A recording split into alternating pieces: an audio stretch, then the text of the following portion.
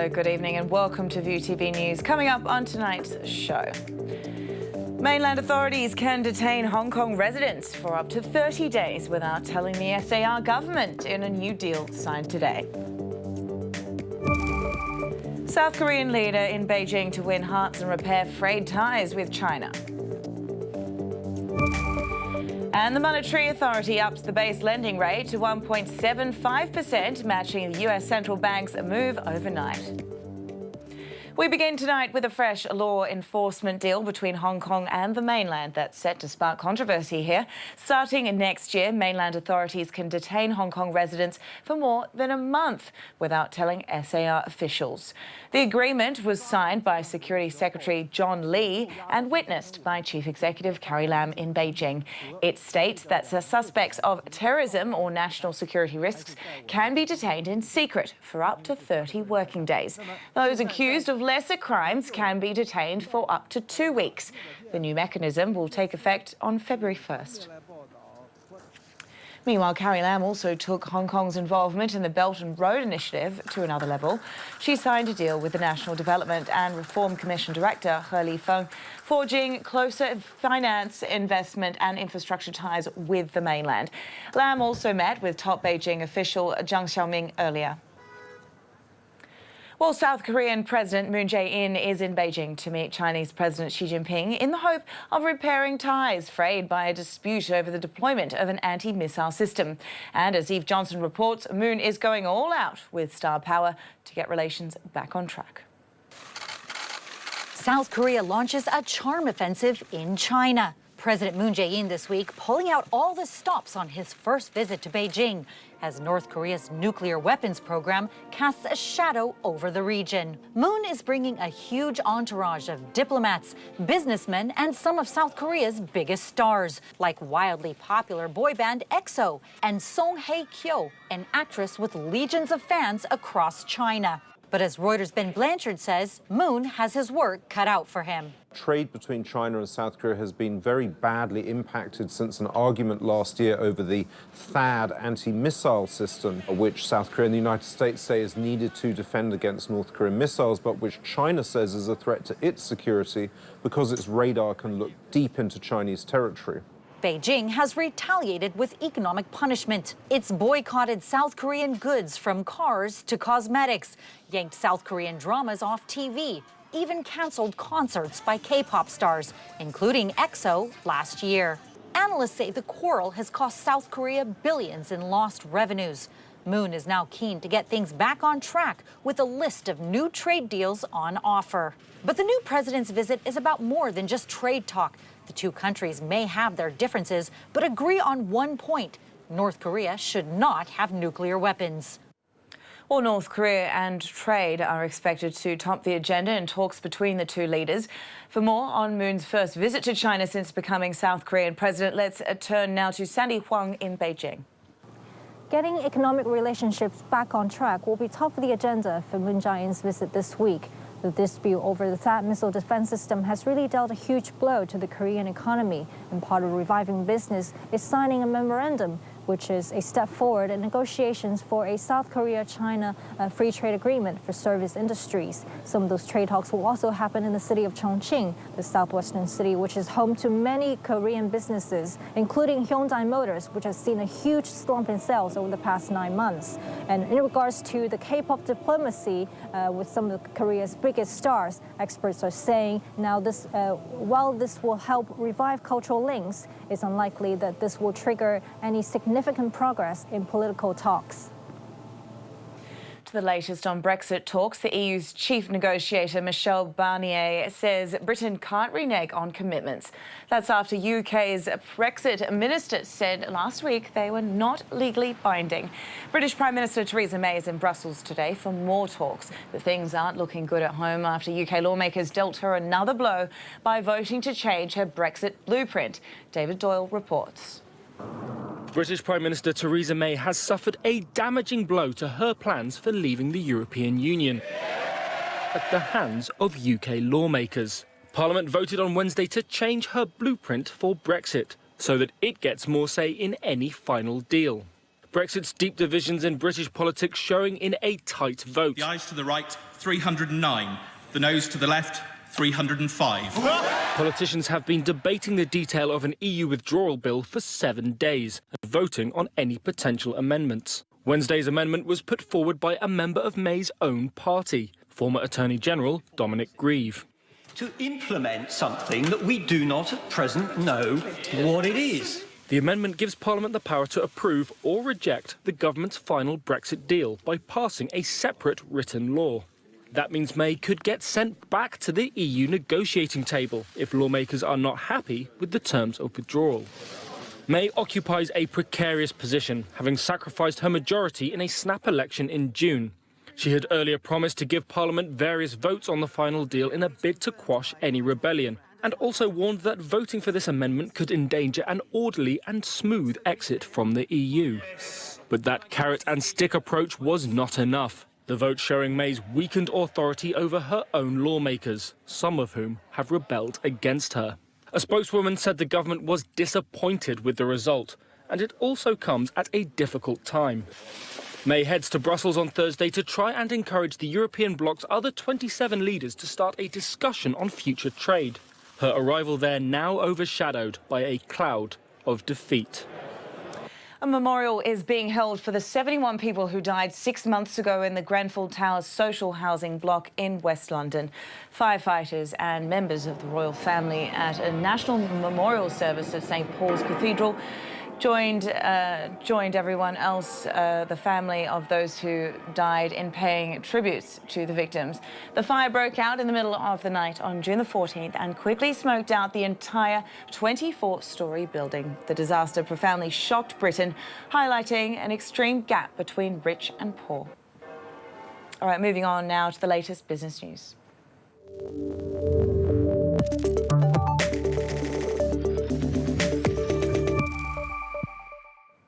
All right, we start off with a huge sale in the US. Walt Disney has agreed to buy film, television and international businesses from Rupert Murdoch's 21st Century Fox Inc. for $52.4 billion in stock. This will also include the 20th Century Fox movie and cable networks.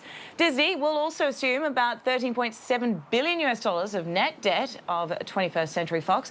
Disney Chief Executive Bob Iger will extend his tenure through the end of 2021 to oversee the integration of the Fox businesses.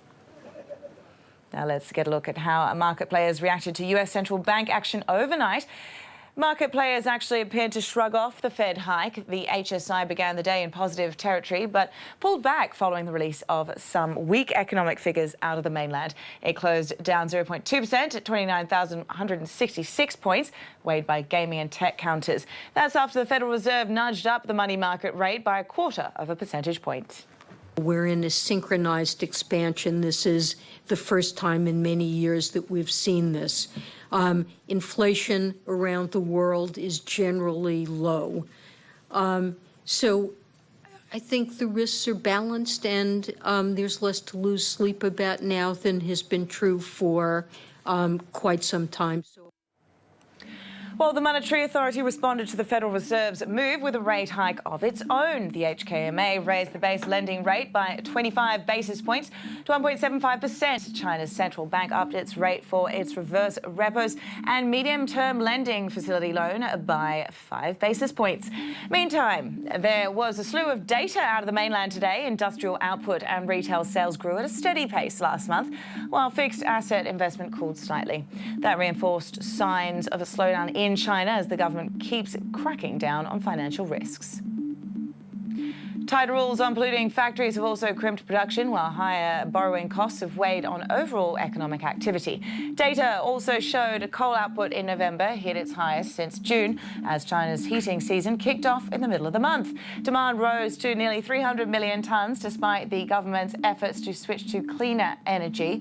Households have been forced to use coal because of natural gas shortages. Many are also using electric heaters, drawing on power from coal-fired plants. Toyota Motor and Panasonic Corp are considering jointly developing batteries for electric vehicles. It's a partnership that could help Panasonic extend its market lead in automotive lithium-ion batteries, Kate King reports. Two of Japan's biggest names are considering joining forces. Their plan is to develop batteries for electric cars, something Toyota says Panasonic is already pretty good at.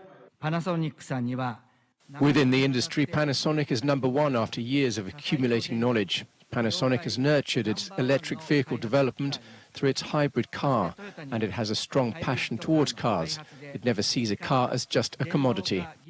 The pair already produce batteries together for hybrids. This still reflects the growing drive towards all electric. Toyota will start marketing pure EVs in the early 2020s.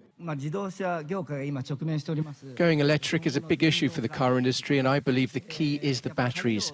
Japan has no resources, so in order to survive this revolutionary time, we have to compete in battery innovation and create a framework in which we can supply them steadily.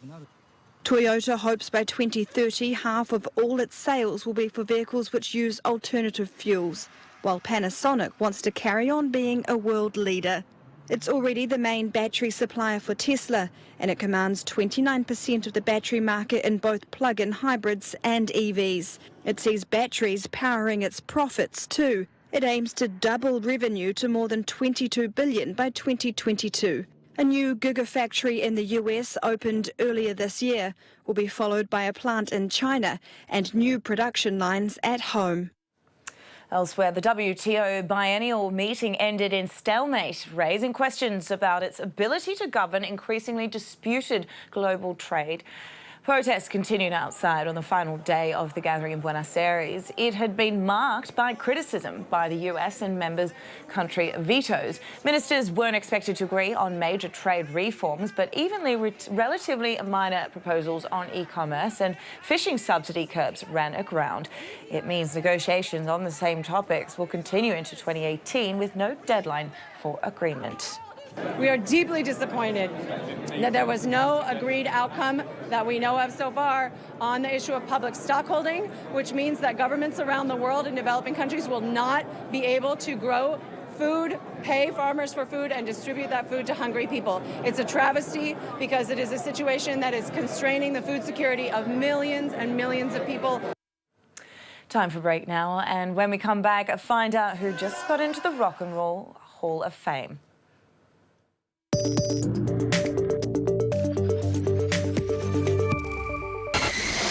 Midnight falls.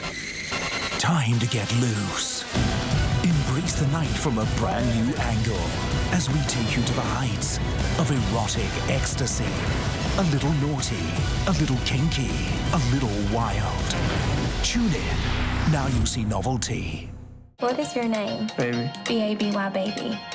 Volume up, pedal down. Baby Driver. Available on Now Video Express.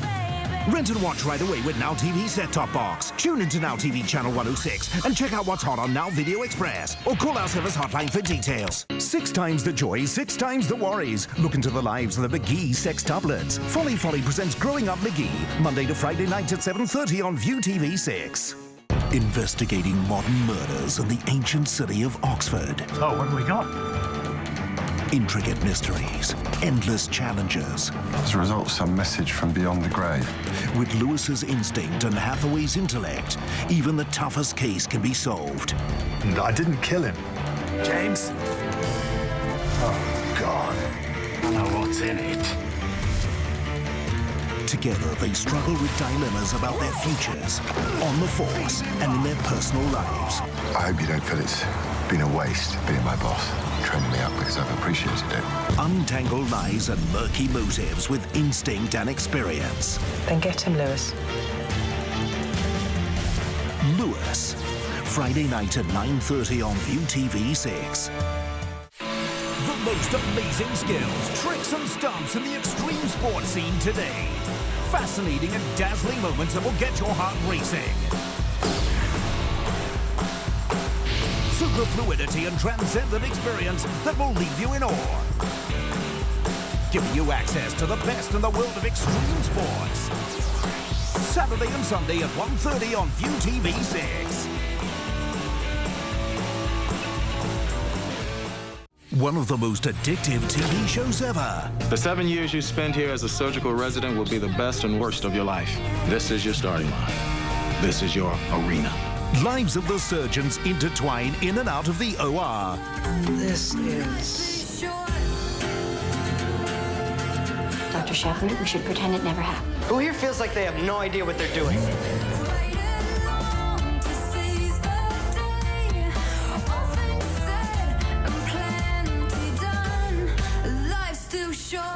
Fall in love all over again with the medical mysteries, heartbreaking stories, and roller coaster relationships. So pick me. Choose me. Love me. Grey's Anatomy. Monday nights at 10:30 on View TV 6.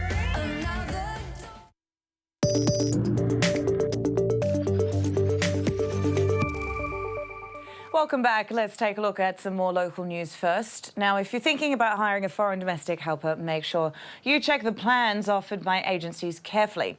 That's a warning from the Consumer Council after it found some charging more than twice as much as their competitors. After surveying 33 agencies, the council's revealed charges for recruiting Bangladeshi workers varying between $4,700 and $10,500. And some plans don't even cover a medical checkup for helpers after they arrive in Hong Kong. It also found that some agencies are too lax in the background check process. But when asked if this is something the government should standardise, this is what the watchdog had to say. Type of services, the quality of services, all those differences can warrant and can enable the operator to charge at different level. It's very difficult to standardise unless the relevant authority are looking at standardizing the type of services first and then try to impose the standard charges. The watchdog also said it's received more than 400 complaints over vaccination services, largely due to an unstable supply. That's a 16-fold increase compared with last year. In one of the cases, a medical centre failed to give a woman her third shot of cervical cancer vaccination because it was out of stock. The Consumer Council urged private clinics to be responsible and pay attention to the stability of vaccine supply.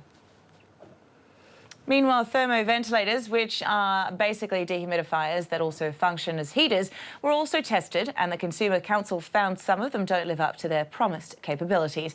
For example, one model that's supposed to take just 2 hours to dry clothes took more than 11. The watchdog also found a 26 degrees Celsius discrepancy in top wind heat levels among the machines. In a meeting of Muslim leaders in Turkey, Palestinian President Mahmoud Abbas told Muslim leaders that a US decision to recognize Jerusalem as Israel's capital was a crime, which showed that Washington should no longer play a role in Middle East peace talks. Emily Wither reports from Istanbul. The US should no longer play a role in Middle East peace talks. That's the message from Palestinian President Mahmoud Abbas addressing Muslim leaders at an emergency meeting in Istanbul, saying President Trump's decision to officially recognize Jerusalem as Israel's capital was a crime and that he was giving away the city like it belonged to the states. Wednesday's summit was hosted by the Turkish president, who's called the Arab response to the move so far weak. Israel captured Arab East Jerusalem in 1967 and later annexed it, an action not recognized internationally. Turkey is urging Muslim nations to pressure the world to recognize East Jerusalem as the capital of a Palestinian state. Erdogan telling leaders Trump's decision was a reward for Israeli actions, including occupation, settlement construction and land seizure. Palestine's incorporation process to international accords and institutions should be accelerated. As Islam countries, we have to put forward a more strong command and a stronger will regarding full incorporation of the Palestinian state in the diplomatic area. But despite the tough talk, countries such as Egypt and Saudi Arabia only sent ministers, and the old Sunni-Shia tension hangs over the conference. The summit is issuing a strong rejection of the US decision, but little else on how to move peace talks forward. In the US, President Donald Trump says he has delivered on a major campaign promise. This after congressional Republicans finally cracked a deal on the biggest tax overhaul in 30 years. If the bill goes through, corporate tax will go down to 21% from 35%. 38%. Rich American citizens will also benefit, paying 37% instead of 39.6%. Democrats slammed the reforms for favouring the rich and big corporations. A final vote on the bill will take place next week. Meanwhile, Democrats are basking in the glory of Doug Jones' Alabama Senate victory, a first blue win in the deeply red state in a quarter of a century. They're now hoping for a sweeping comeback for the party in the midterm elections next November. Jones' Republican rival Roy Moore, though, still has not conceded defeat. He says there are military and provisional ballots yet to be counted. But Jones said President Trump has already called to congratulate him, and he's calling on the people of Alabama to find common ground. Elections, it's a time for healing. It's a time for reaching out. That's what I intend to do as once I can be sworn in. I've told people that I'm going to try to be accessible, to do town halls, to try to reach out. I know that this was a close vote. And that this state, if you just look at the numbers, one would consider it to still be divided. I don't believe that that is going to be the case. And so I'm going to reach out. Mexican-born actress Salma Hayek has come forward claiming she too was sexually harassed, bullied and threatened by movie producer Harvey Weinstein. Writing in the New York Times, she said Weinstein was her monster for years. Hayek said when she turned down sexual requests from him, it would come back with Harvey's Machiavellian rage. She said she failed to reject a sex scene with another woman in the filming of the 2002 movie Frida because he threatened to shut down the production. Hayek said she had a nervous breakdown after that. More than 50 women have made similar allegations towards the producer. Weinstein has denied raping anyone. Here in Hong Kong, the film industry has also become entangled in the Weinstein scandal. Bey Logan, a former top executive, Asia executive rather, for Weinstein, has expressed regret for his actions towards women that may have caused distress. This after local media carried accounts by actresses who accused him of sexually harassing them in his offices and on film sets. Writing on social media, Logan only admitted he had been, quote, too carefree in his attitude towards physical encounters with women. He denied many of the accusations or any criminal wrongdoing. To the story we promised you earlier, the Rock and Roll Hall of Fame has announced its latest inductees. Here's Alicia Powell to tell us who they are. Living on a Prayer Rockers Bon Jovi, British bands Dire Straits and the Moody Blues, the late Nina Simone, and the Cars will be inducted into the Rock and Roll Hall of Fame. The Rock Heavy 2018 list marks a return to the roots of the U.S. Hall of Fame, which for the past 2 years have broadened its base to welcome rap artists like the late Tupac Shakur and NWA. Bon Jovi, led by John Bon Jovi, formed in 1983 in New Jersey and remains one of the biggest acts in the U.S. music industry, releasing albums every couple of years. Dire Straits, led by guitarist Mark Knopfler, burst to fame in 1979 and enjoyed a succession of hits in the 1980s, including Money for Nothing. Progressive 1960s rockers Moody Blues are best known for hits like classical rock fusion, Nights in White Satin, and Go Now. The Cars, formed in Boston in the 1970s, produced hits like Drive and Just What I Needed before breaking up in 1988. And singer-songwriter and civil rights activist Nina Simone died in 2003 at the age of 70 after finding fame in the 1960s with songs like To Be Young, Gifted, and Black and Mississippi Goddamn. The inductees were voted on by music fans and 900 music industry experts and will be officially inducted at the Hall's headquarters in Cleveland, Ohio on April 14th. Time now for all the latest action in the world of sports.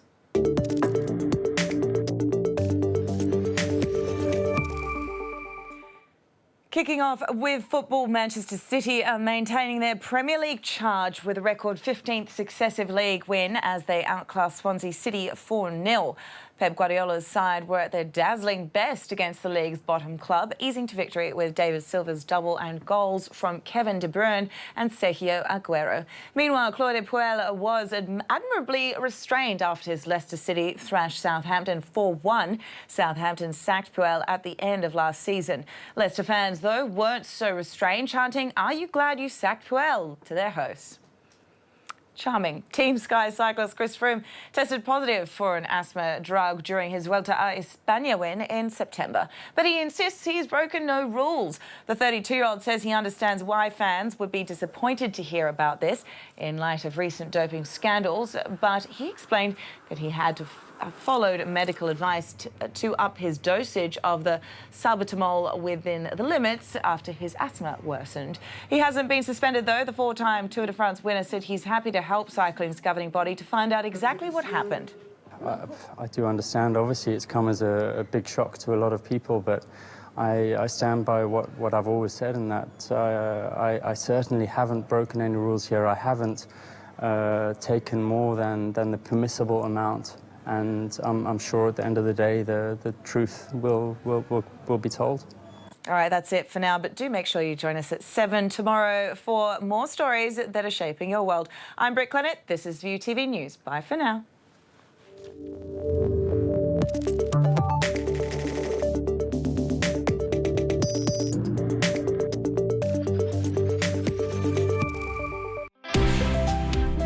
Coming up next, Bondi Vets Season 5.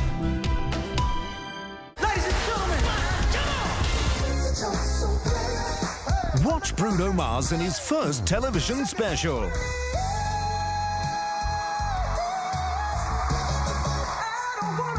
Exhilarating, never-before-seen stage performances.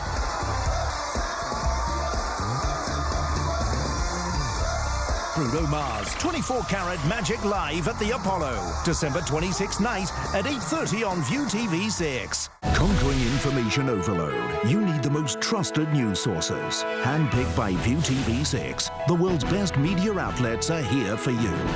CNN, Al Jazeera, Deutsche Welle, NHK, ABC.